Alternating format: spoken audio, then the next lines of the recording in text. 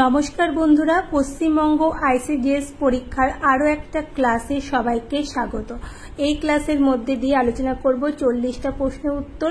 তো যারা যারা ভিডিওটি দেখছো স্ক্রিপ্ট না করে পুরো ভিডিওটি দেখতে থাকো। ভালো লাগলে অবশ্যই লাইক করবে, কমেন্ট করে জানাবে কেমন লাগলো আজকের ক্লাসটা, আর সাবস্ক্রাইব করে দেবে, অবশ্যই বেল আইকনটি ক্লিক করে রাখবে। তো আইসিডিএস পরীক্ষা যারা যারা প্রস্তুতি নিচ্ছ তাদের জন্য কিন্তু খুবই গুরুত্বপূর্ণ ক্লাস হতে চলেছে আজকের এই ক্লাসটা। আজকের এই ক্লাসে 14 নম্বর ক্লাস, আরও বাকি যেই 13টা ক্লাস রয়েছে তোমরা অঙ্গনারী আইসিডিএস অঙ্গনারীর যে প্লে লিস্টটা আছে সেখানে গিয়ে তোমরা পুরো সম্পূর্ণ কোর্সটা তোমরা দেখে নিতে পারবে। তো খুবই গুরুত্বপূর্ণ আলোচনা করব এই ক্লাসের মধ্যে দিয়ে। তো স্কিপ না করে পুরো ভিডিওটি দেখতে থাকো, খুবই হেল্পফুল হতে চলেছে আজকের এই ভিডিওটি। আশা করছি সকলেরই ভালো লাগবে আজকের এই ভিডিওটা। তো চলো বন্ধুরা, আর দেরি করব না, সম্পূর্ণভাবে চলে যাওয়া যাক মূল ভিডিওতে আর আলোচনা করা যাক আজকের প্রশ্ন উত্তর নিয়ে। তো দেখতেই পাচ্ছ আজকে কিন্তু যে বিষয়টা নিয়ে আলোচনা করব সেটা হচ্ছে স্বাস্থ্য সম্পর্কিত গুরুত্বপূর্ণ প্রশ্ন উত্তর নিয়ে কিন্তু আলোচনা করব। এগুলো কিন্তু খুবই গুরুত্বপূর্ণ প্রশ্ন, যেগুলো কিন্তু পরীক্ষায় খুব আসার মতো কয়েকটি প্রশ্ন। তো দেখো, প্রথম যে প্রশ্নটা রয়েছে, জন্মের পর শিশুর হৃদস্পন্দনের প্রভাব প্রতি মিনিটে কত থাকে? প্রতি মিনিটে 170 থেকে 190 বার থাকে। একজন প্রাপ্তবয়স্ক সুস্থ স্বাভাবিক মানুষের প্রতি মিনিটে নাড়ী স্পন্দন কত হয়? এটার সঠিক উত্তর হবে প্রতি মিনিটে 72 বার। তারপরে পরের যে প্রশ্ন রয়েছে দেখে নাও। তো পরের যে প্রশ্ন দেখো রয়েছে যে একজন পূর্ণাঙ্গ ব্যক্তির ফুসফুসে বায়ু ধারণ ক্ষমতা কত? এটার উত্তর হয়ে যাবে প্রায় 6 লিটার। 6 লিটার হয়ে যাবে সঠিক উত্তর। মানব দেহের কিডনিতে নেফ্রনের সংখ্যা কত? এটা প্রায় হয়ে যাবে 10 থেকে 20 লক্ষ। সঠিক উত্তর এখানে প্রায় 10 থেকে 20 লক্ষ। তারপরে পরে দেখো প্রশ্ন রয়েছে, মানুষের সুষুমা স্নায়ুর সংখ্যা কত? মানুষের সুষুমা স্নায়ুর সংখ্যা হচ্ছে 31 জোড়া।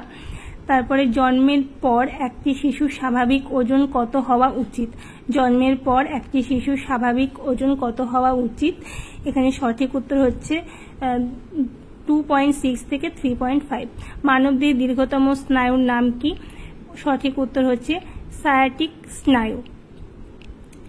পরের যে প্রশ্নটা দেখো রয়েছে যে জন্মের পর একটি শিশুর স্বাভাবিক উচ্চতা কত হওয়া উচিত? জন্মের পর একটি শিশুর স্বাভাবিক উচ্চতা হওয়া উচিত 20 থেকে 22 ইঞ্চি। মানবদেহের দীর্ঘতম অস্থির নাম কি? বা দীর্ঘতম অস্থি হচ্ছে ফিমার। তারপরে দেখো পরের প্রশ্নটা রয়েছে যে একটি শিশুর স্বাভাবিক শ্বাস প্রশ্বাসের হার কত? প্রতি মিনিটে 30 থেকে 40 বার শ্বাস প্রশ্বাস কিন্তু হয়। তারপরে মানবদেহের ক্ষুদ্রতম অস্থির নাম কি? এটা হবে স্টেপিস। সঠিক উত্তর হয়ে যাবে স্টেপিস, ক্ষুদ্রতম অস্থি। ভিটামিনের শ্রেষ্ঠ উৎস কোনটি? ভিটামিনের শ্রেষ্ঠ উৎস কিন্তু গাজর। গাজর এখানে ভিটামিনের শ্রেষ্ঠ উৎস। পরের দেখো প্রশ্ন, ঠোঁটের কোণে ও জিভে ঘা হয় কোন ভিটামিনের অভাবে? এখানে সঠিক উত্তর হয়ে যাবে ভিটামিন বি কমপ্লেক্সের অভাবে কিন্তু ঠোঁটের কোণে বা জিভে ঘা হয়। তারপরে পরের প্রশ্ন দেখো, একটি সুস্থ শিশুর গায়ের তাপমাত্রা কত হওয়া উচিত? গায়ের তাপমাত্রা কিন্তু 98 ডিগ্রি থেকে 99 ডিগ্রি ফারেনহাইট। মাড়ি ফোলা ও রক্ত পড়া কোন ভিটামিনের অভাবে হয়ে থাকে? এটা কিন্তু ভিটামিন সি হয়ে যাবে সঠিক উত্তর। ভিটামিন সি এর অভাবে কিন্তু মাড়ি ফোলা ও রক্ত পড়া এই সমস্ত সমস্যাগুলি কিন্তু হয়ে থাকে। তো খুবই গুরুত্বপূর্ণ প্রশ্ন কিন্তু এই প্রশ্নগুলো আইসিডিএস পরীক্ষায় খুবই দেয়। তো তোমরা এগুলো কিন্তু বারবার দেখতে থাকবে।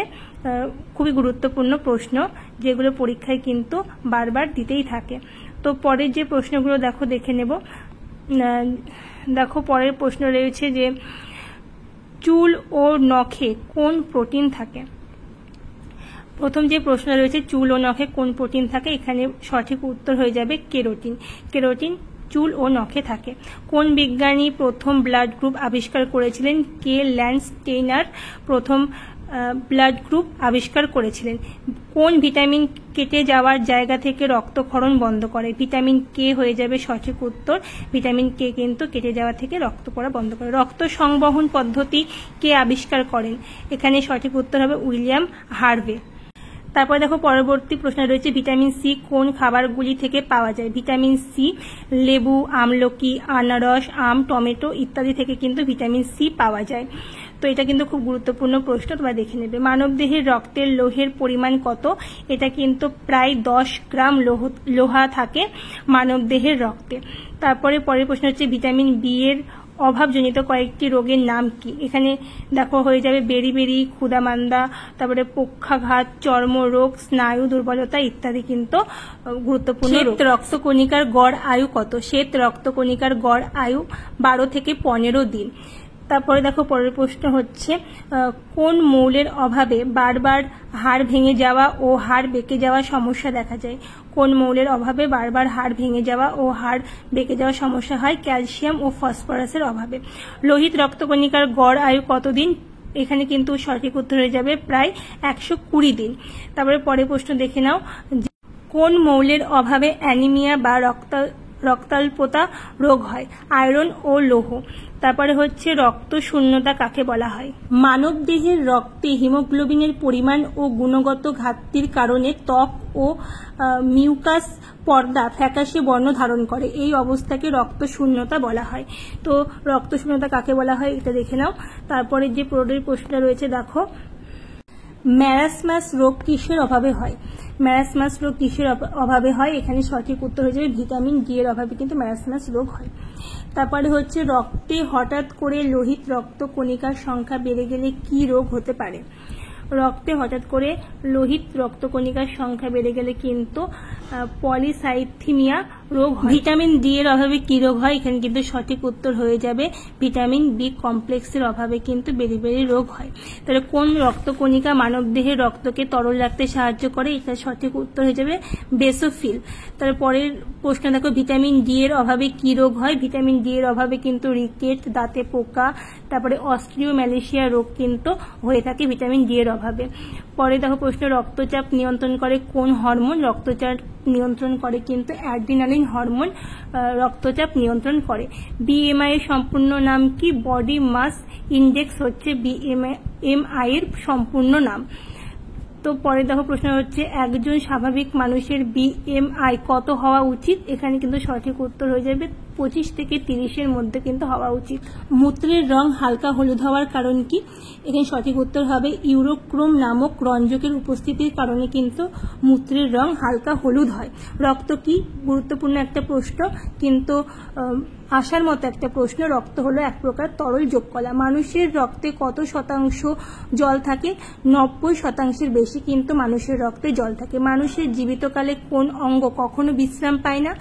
হৃৎপিণ্ড কিন্তু মানুষের জীবিতকালে কখনোই বিশ্রাম পায় না।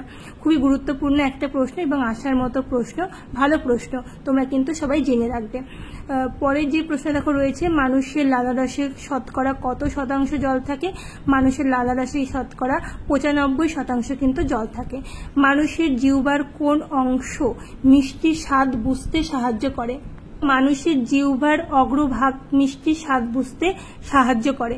পরের প্রশ্ন হচ্ছে কোন ব্লাড গ্রুপকে সর্বজনীন রক্তদাতা বলা হয়? এখানে সঠিক উত্তর হয়ে যাবে ও রক্তের গ্রুপকে কিন্তু সর্বজনীন রক্তদাতা বলা হয়।